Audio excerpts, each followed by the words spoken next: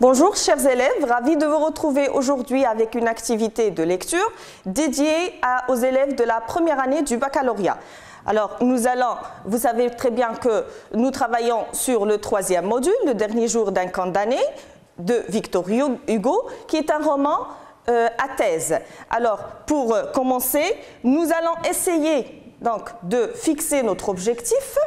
Il s'agit de dégager la portée argumentative de la description en vue de persuader le lecteur de l'abolition de la peine de mort. Alors là, on retient qu'il s'agit ici d'une visée donc argumentative, persuasive, qui se fait ici à travers la description.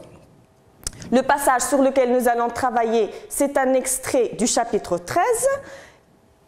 Alors, il est consacré au ferrage, à la scène du ferrage des forçats, et on va travailler juste sur un passage qui va de « quand ils eurent revêtu les habits de route » jusqu'à « et je tombais évanoui ».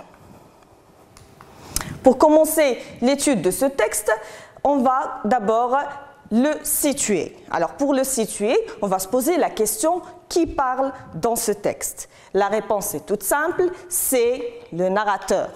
C'est le narrateur, il est aussi personnage et on sait que ce personnage, c'est un condamné à mort, emprisonné dans la prison de Bicêtre. Que fait ce personnage? Justement, il se rappelle. Il se rappelle de quoi? Il se rappelle d'un événement particulier qui a eu lieu quelques jours dans la cour de la prison. Alors, qui dit quelques jours, donc on a se rappeler de quelques événements qui sont déjà passés. Et donc là, on effectue une sorte de flashback, d'un retour en arrière. C'est une rétrospection faite par le condamné, qui est aussi le narrateur dans ce texte. Alors, qu'est-ce qu'il fait pour rapporter ces événements?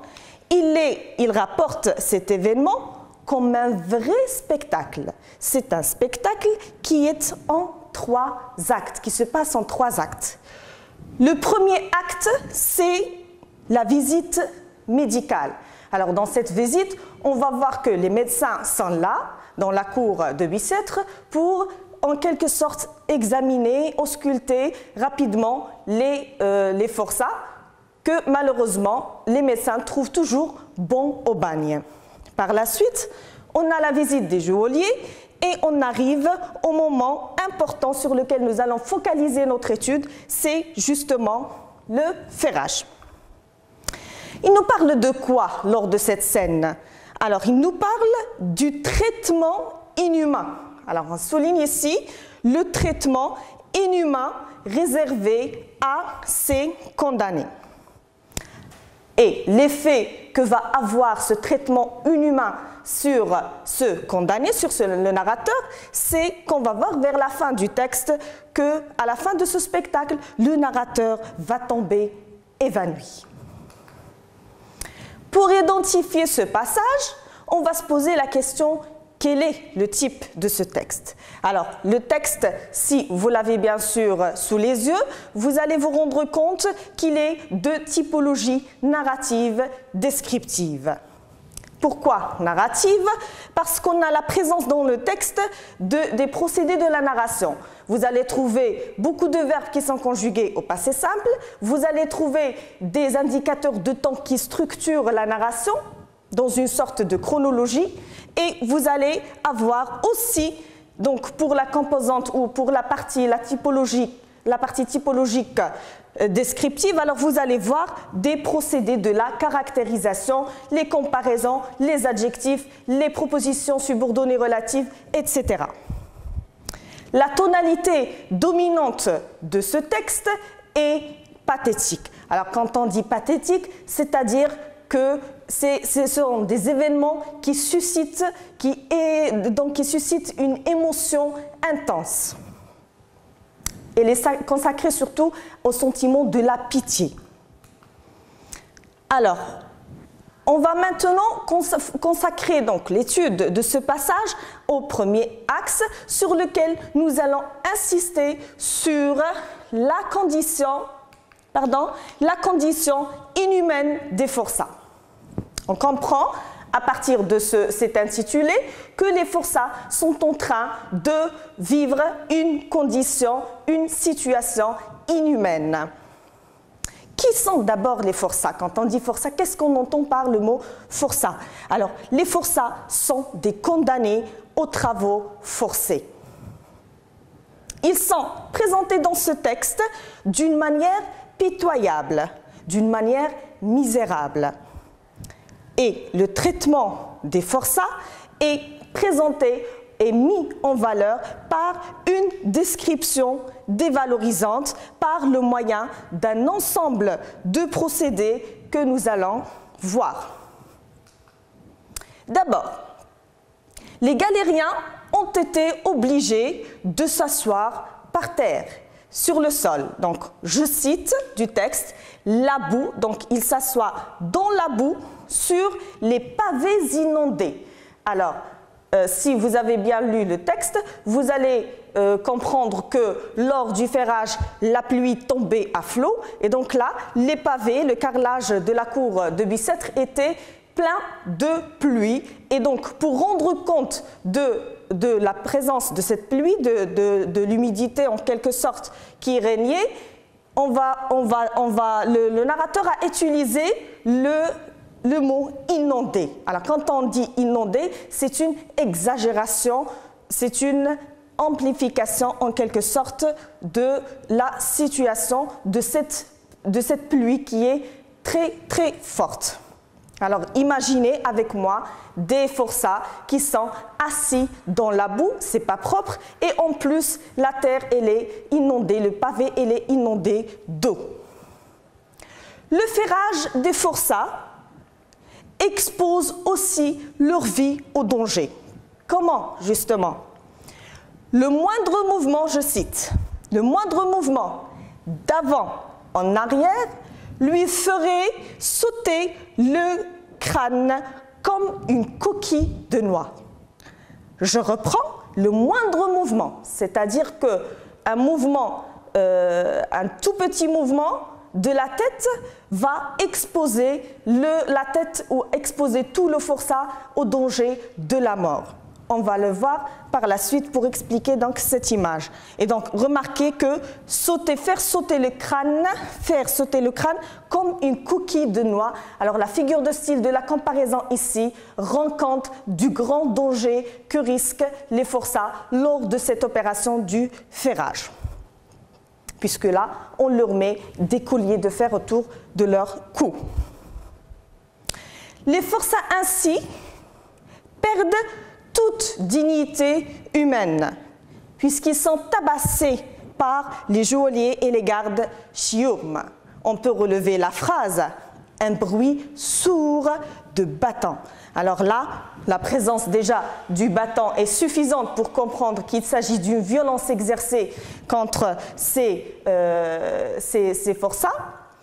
Et on a l'expression « un bruit sourd ». Donc là, c'est une expression, vous l'avez déjà étudiée lors de l'activité de lecture consacrée aux figures d'opposition. Donc ici, on a, pour réviser un petit peu, on a donc deux mots, bruit et sourd. Ce sont deux mots qui ont un sens opposé, mais qui se trouvent juxtaposés côte à côte. Et donc là, c'est la figure de style de l'opposition oxymore. Les forçats sont traités comme des animaux enchaînés. Enchaînés, c'est-à-dire enlacés, donc liés, attachés, etc. J'entendis le tumultueux fracas de leurs chaînes. Donc là, toujours, ils sont enchaînés de leur clameur, de leurs pas. Et là, on insiste sur la description est rendue par l'énumération. Cette description, on l'a compris tous, c'est une description qui est dévalorisante, qui est dépréciative, qui est péjorative, loin d'être positive du traitement inhumain des forçats. On peut déduire de cet extrait le thème de la violence. Alors, je souligne ici, ça ne marche pas. Alors je retourne. Donc la violence et le manque des droits dans ce milieu carcéral. Et donc les deux thèmes ont été évoqués dans la présentation de l'œuvre. Alors, cette image est très représentative de cette scène du ferrage. Si vous l'observez avec moi, vous allez voir que nous sommes devant la cour de Bicêtre, et vous pouvez voir que la cour, comme elle a été décrite dans le texte, elle est de forme carrée. C'est un espace enfermé, puisque vous pouvez regarder les grands bâtiments de la prison qui sont très élevés. Vous pouvez voir que les bâtiments, donc à travers les bâtiments, il y a plusieurs fenêtres. Donc, il y a plusieurs fenêtres. Et à partir de ces fenêtres, que les autres prisonniers peuvent observer, peuvent suivre, peuvent regarder ce qui se passe dans la cour. Concentrons-nous maintenant sur la cour. Qu'est-ce qui se passe dans la cour? Qu'est-ce que vous voyez dans cette cour? Alors là, c'est juste la représentation de ce que je viens de vous expliquer. On peut voir des forçats qui sont assis par terre, regardez. Donc, ils sont alignés. Et bien sûr, ils sont, comme on l'a dit, assis par terre. Ils sont attachés. Regardez, ils sont attachés. On peut voir ici, par exemple, une chaîne. Ils sont attachés. Mais ce qui est plus frappant, c'est les deux forgerons de la Chiourme. Vous les voyez ici. Alors là, les deux forgerons de la Chiourme, ils ont dans la main, ce forgeron par exemple, il a dans la main une enclume portative avec laquelle il est en train de donner des coups, des grands coups violents pour mettre les colliers de fer autour des coups des forçats. Alors, vous l'avez peut-être compris, c'est un comportement ou c'est un traitement qui est inhumain. C'est la situation que vivent les forçats, la situation donc que vivent les forçats, est une situation lamentable, misérable, inacceptable pour tout être humain. Et donc l'image a forcément suscité chez vous un certain sentiment. On ne peut pas rester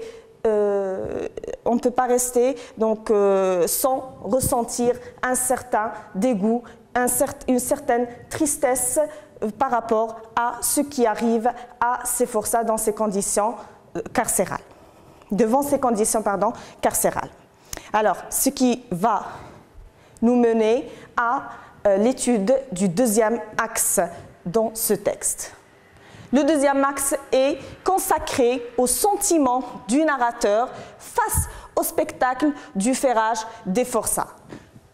De la même façon que nous, en tant que récepteurs de l'image, récepteurs du texte aussi, on a réagi sur le plan sentimental, émotionnel, on a réagi face à cette situation. C'est la même chose pour le condamné. Pourquoi? Parce que le condamné est en train de suivre ce qui se passe dans la cour de Bicêtre.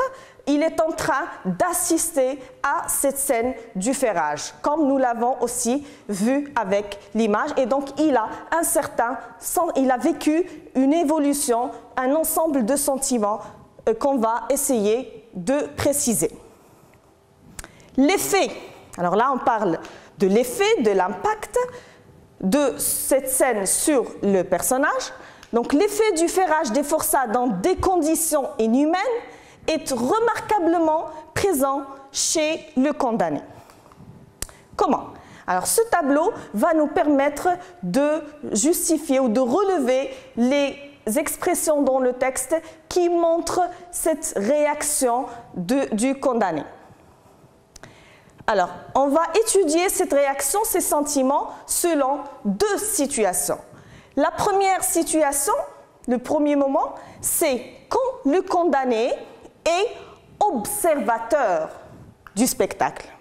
Je cite, alors, lorsque le condamné est en train d'observer le spectacle, il dit, il est observateur, Je regardais avec terreur tous ces profils sinistres dans leur cadre de fer.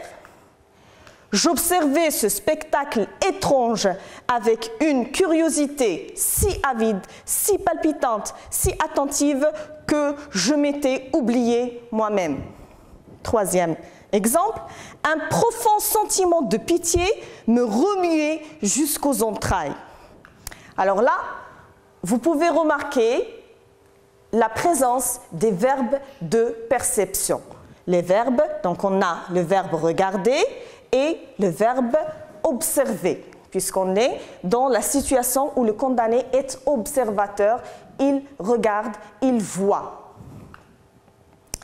Alors, il regardait comment? Il regardait avec terreur. Et donc là, c'est toute la charge de la peur, de la terreur, de l'horreur que le condamné est en train de sentir en regardant ce qui se passe dans la cour, le mauvais traitement des forçats. J'observais ce spectacle étrange. Pourquoi étrange? Parce que le condamné n'a pas l'habitude de voir et d'assister à de tels spectacles. Il le voit avec une étrange curiosité. Alors là, on passe de la terreur à une sorte de curiosité. Cette curiosité, comment elle est? Elle est si avide, si palpitante, si attentive. Alors là, on remarque qu'il y a des adjectifs qui caractérisent cette curiosité et qui montent crescendo dans leur sens. Les adjectifs sont aussi renforcés par si, qui est un adverbe d'intensité. On se posera la question alors, pourquoi est-ce que le narrateur est en train de décrire sa curiosité avec des adjectifs qui sont renforcés par un adverbe d'intensité et qui est répété à 3 reprises? La réponse c'est que le narrateur veut insister sur cela, sur le caractère avide, le caractère palpitant, attentif de sa curiosité face à ce spectacle étrange, bizarre, qu'on ne peut pas supporter en quelque sorte, qu'on n'a pas l'habitude de voir tous les jours. Un profond sentiment. Alors déjà, c'est un profond sentiment, ce n'est pas un sentiment comme ça léger, superficiel, mais c'est un sentiment très profond qui émane du fort intérieur du condamné. C'est un sentiment de quoi? De pitié. Alors, la présence du mot pitié aussi, ça justifie la tonalité pathétique de ce texte. Le narrateur éprouve de la pitié vis-à-vis de ses forçats. C'est un sentiment de pitié qui me remuait. Alors, quand on dit remuer, c'est émouvoir intensément jusqu'aux entrailles. Et donc là, c'est la force de l'effet de ce spectacle du ferrage. Conclusion, en quelque sorte, de cette partie, c'est que le condamné éprouve un sentiment de pitié envers les forçats. C'est ce qu'on comprend de la situation de ce condamné comme observateur des forçats. La deuxième situation, on va voir que le condamné va passer du sujet actant à un objet, c'est-à-dire le condamné est devenu un objet d'observation. Il n'est plus le sujet de l'observation, il est devenu un objet d'observation. C'est lui qui subit le regard des autres, c'est lui qui est observé. Alors, quel sentiment va ressentir ce condamné lorsque tous les regards des forçats vont se tourner contre lui ou vers lui? Il dit « Je restais pétrifié ». Alors, quand on dit pétrifié, ça rejoint ici le mot immobile. C'est comme s'il est changé en pierre, il est transformé en pierre. Je frissonnais, frissonnement, donc il frissonne, il frémit, il tremble. Là, ça évoque le sentiment de la peur qu'on a retrouvé ici, donc avec le mot terreur. J'étais demeuré à la fenêtre, immobile, perclus, paralysés. Encore une fois, une gradation qui met en valeur, qui insiste sur l'immobilité, sur l'effet négatif du regard des forçats sur le condamné. Par la suite, il dit « je poussais un cri ». Donc on est dans la réaction de ce condamné. Il commence à crier « je me jetais sur la porte d'une violence à la briser, je heurtais, j'appelais avec rage ». Alors là, on a l'impression que le regard des forçats a pénétré la cellule dans laquelle se trouve le condamné, et le condamné est terrifié, il est pétrifié, il cherche à fuir cette cellule. Je poussais un second cri d'angoisse. Et là, c'est la peur, d'accord? Et par la suite, il finit par perdre toute conscience et il dit « je tombais évanoui ». Alors là, le spectacle du ferrage des forçats a, bien sûr, vous l'avez compris, un impact négatif sur les sentiments du narrateur. Bien sûr, quand on parle de terreur, d'angoisse, d'effroi, là, jusqu'au point de s'évanouir, ça ne peut être que négatif. Le condamné éprouve beaucoup d'émotions qui sont partagées, on l'a vu, selon deux situations. Alors, le condamné en tant que narrateur, observateur du spectacle, c'est lui qui ressent, qui éprouve de la pitié envers les forçats. Mais en passant à la deuxième situation, le condamné en tant que narrateur observé par les autres, et donc là, c'est nous, lecteurs, qui ont cette pitié, qui sentent cette pitié envers le condamné. Il est objet de notre regard en tant que lecteur, comme il est donc objet de regard des forçats. On comprend tout simplement qu'il y a un renversement de la situation du narrateur. Il n'est plus dans la même situation entre le début et la fin de ce passage.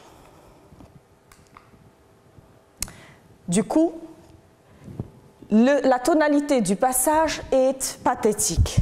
Elle se dégage des adjectifs dépréciatifs présents dans ce passage. On a langue et forte chaîne, grand coup, un moment affreux, ils devinrent sombres, profil sinistre, convulsif, etc.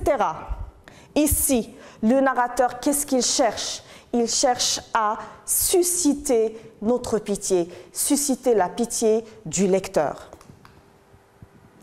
Le mauvais traitement des forçats dans cette scène du ferrage, leurs conditions lamentables, en plus de la situation du condamné avec tous ces sentiments de terreur et d'horreur, donc elle vise quoi? Il vise donc les deux situations, les deux conditions des forçats et du condamné visent à persuader le lecteur de la nécessité d'abolir la peine de mort. La narration, alors, et la description, puisque le texte, on l'a déjà dit, est narratif descriptif. Donc, à la fois, la narration et la description ont une visée persuasive. Pour finir, on récapitule ensemble alors. Dans ce passage narratif descriptif, Victor Hugo, qu'est-ce qu'il fait? Il critique. Critique quoi? Il critique les pratiques carcérales. Son objectif consiste à sensibiliser le lecteur, à le persuader en le poussant à agir contre ces pratiques inhumaines. De même, l'auteur dénonce la peine de mort. À travers quoi? À travers la situation misérable du condamné en variant les procédés de persuasion. Alors, merci pour votre attention. Je vous retrouve dans une activité suivante de langue et merci.